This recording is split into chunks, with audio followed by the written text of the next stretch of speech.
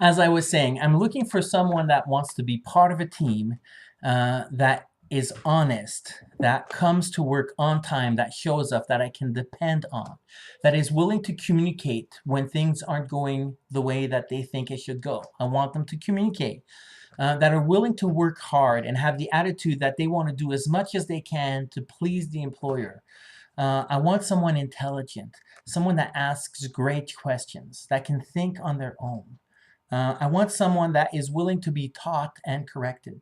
Everybody makes mistakes. Everybody needs to be corrected, but they just don't have a problem with that. And I want someone that's willing to follow a process, that's willing to do things the way that I know as a business owner is the right way of doing things for our business. Okay, so that's what I'm looking for. Really what I'm looking for is someone that's a superstar attitude. The attitude is everything. If I have the right attitude, I can work with any employee and it's going to be great. So once you find the right person, you keep them, you train them. If they have problems about how to do the work, training will work. It's wonderful. It's easy to manage. But as soon as I find someone that's not the right attitude or the right characteristics or the way of being, I fire them as soon as possible. If I can fire them within an hour, I do it. If I discover this within 5 hours, I just fire them at the fifth hour. I do not wait. Ever wait. Just fire people that are not capable of working with you, with your team. Life is too short that as a business owner, you should not have to work with people that you don't like working with. And I'm telling you, you'll discover this. And I know it sounds hard. It sounds very hard. Um, and if you've never been a business owner with employees, you do not know what I'm talking about. You have no idea. But if you've had a business only for 1 year and you've had employees, I guarantee that you understand what I'm saying. Now, here's the problem. Here's the big temptation. Here's why business owners fail. Because they give chances. And this is how it works. And I've done it myself. And I've learned my lesson. I'm never doing this again. Okay? No chances. No chances. You hire someone. And at the beginning, everybody looks great. They work hard, they have the right attitude, everything's going well. No problem. And then you work with them and you train them. When you train them, it takes you your time to train them and bring them to speed so that they know how to work well. And this takes time and money. And so you do that. And after a week or 10 days, somehow you find something in their attitude, their character that's not right. And then you're like, oh, no, oh, I don't want to fire them. If I fire them, I'm going to have to look for someone else. I'm going to have to train them again. I don't want to train them again. I don't have time for this. I want to do other things. I have other urgent things I want to do. So I'm going to give them a second chance. Maybe it's going to get better. I'll talk to them, let them know they can't do that. They have to do this and they have to change. And I'll give them a second chance. And then 2 or 3 weeks later, you find out that things don't improve. And I promise you, they never improve. I've never seen it improving, okay? Never. If they're not the superstar employee, they don't become better with time. They become worse with time, okay? If they don't have the right attitude, the attitude gets worse and worse and worse. It doesn't get better and better and better. If they're superstar, great people, yes, it gets better. But people that are not superstar, my friend, and you know what? It's not my job as an employer to change them. It's not my job to make them into honest people. They can go to prison or they can go to church. That's their job, to help people get better. My job is to run a business. My job is to serve my clients and provide value. That's the job of my business, not to change employees into helping them become better people. Let them go to church. Let them go to prison if they're dishonest and learn about it that way.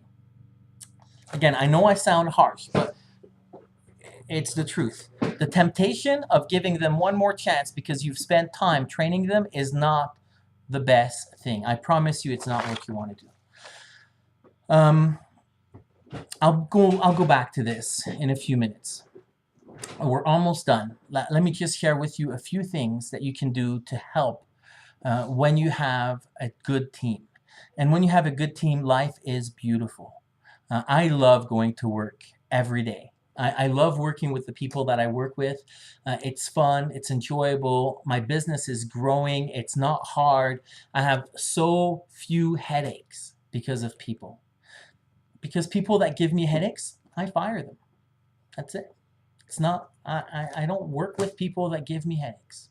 If you're my employee and you came to give me some headaches, you'll have to find a new boss because I will not be your boss. I do not worry about employee problems. If I have too many employee problems, I have the wrong employees. Okay, that's the truth. All right, so one of the things that I do in my business, and it really works well, is called a daily meeting. Everyone in the company, me included, we come together and we stand in the same location, and each person talks about 3 things. And the whole meeting takes 15 minutes. Okay, this is not a long meeting. That's why we keep it standing up, so that everybody stands up, so that it's not a long meeting. So every morning, before everybody starts working, we do 3 things. We ask 3 questions. What did you do yesterday to help the business improve? 2, what will you do today to help the business improve? And is there any problems or anything in your way or in the way of the business for the business to succeed? Now, in the business that I'm in, we do a lot of programming. I develop mobile games for Android phones. So all the games that people have on their phone, I develop those. My business does. I don't. And so I have a lot of programmers. So programmers, they do things differently every day. They have new codes that they need to write every day. If your business is mostly that the employee is doing the same thing every day, you still want to have a meeting. And you're not going to ask them what they did yesterday. Here's the key. What did you do yesterday that is improving the team or the business? What are you going to do today that is going to improve the business? And the best way of doing that is to make sure that your team knows how to locate waste, things that are not going well, and problems, and to always work on fixing problems. This works really well. When employees have this opportunity to communicate and to discover ways of making things better, it is beautiful. It really works we do this every morning. Another thing that you want to do is you want to develop within your team 2 things. There's 2 things that have to go together. One, you want to have a team spirit, something like everybody's working together to achieve a goal together. And so your business should have goals. Your employees should know what the goals are, and we're always striving to become better towards those goals. And this spirit means that you want to look at your employees as people just like you, and you want to treat them as people, not as objects, not as you're the boss, I command you to do this. No, at least that's not how we do it in America. We just really try to help people to feel part of the team. However, you still need to be strict about the company rules and how you do business in your company. It's not because you have a team attitude company that people can do whatever they want whenever they want. You have to stay strict, but while you're being strict, you be strict in a way that treats people like people and not like an animal or like an object. And that is really key. If you're going to work with your employees, they have to feel that you're treating them as people. You stay strict and firm, but you're trying to build a team. So when things go well, team. If there's a problem, you're strict, but you treat people like people and not like objects or animals. And it's hard to do because when you're the boss, well, you have the power to tell them what to do. But it doesn't work well if that's how you're going to do things all the time. Okay, a few more thoughts and then we're going to end. Here is the success secret. I've already talked about the rule. Take your time to find the right people. As soon as you find that they're not the right people, fire them. I've already told you that it might take hiring 10 people to find one great person. Okay, that's life. There's nothing about it. You just have to pay the price of finding great people. Once you have found great people, keep them. Pay them better. Deal with them in a nice way. Be human with them. Okay, so we've already talked about that. Now here's the secret. The secret is to make it easy for you to train new employees. Let me say that again. To find a way to make it easy for you to train new employees. Now, this is how I do it. This is how I do it with my business. This is how my business managers manage people. We write and take videos of how the work should be done. So rather than training employee after employee after employee after employee, this is what you do. You find yourself a phone. Okay, here's my phone. You find yourself a phone like this or whatever phone. And the phone has a camera, right there, camera. And you film an employee doing the work correctly. And then while it's filming, you talk to the camera and say, and you're explaining why the employee is doing something correctly and what you like about what he's doing and why he's doing it in that way. So he's not only, you're not on the video, right? On this video, you're not only seeing the employee doing the right way, you're hearing me or someone else or my manager. Most of the time, these are done by my managers. My managers are making videos about how it should be done the right way. And then you take that video and you sit down and you write a few notes, like in a Word document, you write a few notes about this is how we create a video game. 1, 2, 3, 4, 5, 6. And then you may have 25 steps and you write down the 25 steps and then you have the video. And when you hire someone to create video games, you say, great. Well, here is the video. Here is the document that explains how we do this job.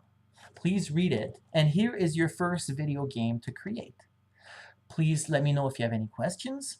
And I will see your results tomorrow when you're done with your first video game. And then that's it. That's life. You have trained the new person because you gave them the video that shows them. You gave them the paper that explains to them how to do the work. And that's it. So let's say that now you have a company. I have a video game company. Let's say you have a company that makes soap. No problem. You have a camera. You follow someone that's making soap. You explain every step. You have a piece of paper that explains the step. It's easy when you have the video because you just listen to the video and you write down some of the steps, step by step. And when you hire a new employee, here's the video. Here's the paper. Let me know if you have any questions. You're starting tomorrow, and tomorrow we'll see how you do in the production line right there. We'll make soap tomorrow with you. And that's it. That's the secret. And the secret is for one reason. Because it's easy to train new employees. If you find an employee that doesn't work well, that doesn't have the right attitude, you fire them right away. Because you don't have to worry that you're going to have to train someone else and it's going to be a lot of work. It won't be a lot of work. You've put all of the training material inside of a video and a document. It's so easy for me to say, here's the video, here's the document, go into this room over here and listen to it and come and see me if you have questions. That didn't take a lot of my time. And so it's because it's easy for me to train people the right way. It's easy for me to try new employees and to fire the wrong people and to keep the right people. That has been one of the secrets to my success and to my business success, is make sure that you have a way of finding the right people and of training people without it taking so much of your time. Now, this is for a small business. Honestly, it works. I hope you good luck. I really hope this video has given you some new ideas. I'm pretty sure this is a little different than what you were expecting. I hope it is. I hope it's something that you can use. If you've never had a business, you will not believe what I'm saying. You've been an employee and you've been thinking like an employee, and you'll go like, Mr. Gregory Vandez is crazy. If you've been a business owner, I promise you, you will understand what I'm saying. This is the best way to move forward. My students, the students that I've had in Africa that have started businesses, have had to fire people within weeks and months of starting their business. I remember I have one student, 3 employees in 2 months. Another one, I think he's let go of 4 employees in the first 3 months. And honestly, you need to find the right people. The last thing I'm going to say is be careful about hiring people that are members of your family. I know that in Africa, we do this a lot. We hire people that are members of our family. It's easy to hire someone that's a member of your family, but fire them. Try to fire your brother. Try to fire your uncle. Not going to be fun. So because it's hard to fire your family, you're better not. I mean, from my point of view, I don't hire family. I give money to family. I don't hire them. They're not part of my business. It's too hard to fire people, and then because they're family, they feel that they can do things that they're not allowed to do, and I just don't want to deal with that. So I don't hire people in my family. And so, conclusion: have high standards. Try to find superstar employees, people with great attitude. Don't be afraid of firing people so that you can find the best ones. If you keep the wrong people, you are done. All the employees are going to become bad. It's just terrible. Terrible. Don't do it. Invite your employees to improve your business. Have meetings every day, stand-up meetings. And here's the last thought. I read this in a book called The 4-Hour Workweek from Farrell. And he said this, and this is worth listening to.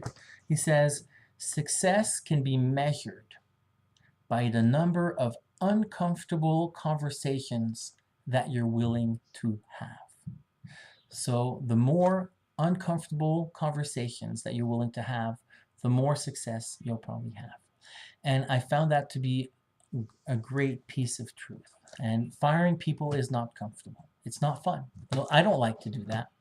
But honestly, if you're not willing to fire people, you should not start a business because you'll probably fail. And so I hope this has been helpful. If you have any questions, please put it on the website or contact me on Facebook. I'm on Facebook. My name again is Gregory Vandez. It's been a pleasure to share these things with you. I hope you've learned some things. And I wish you good luck and I wish you good success. And next time I'm in Africa, if we see each other, I'll be happy to speak with you. May God bless you and bless you in your business, in your family, and in your life. Thank you.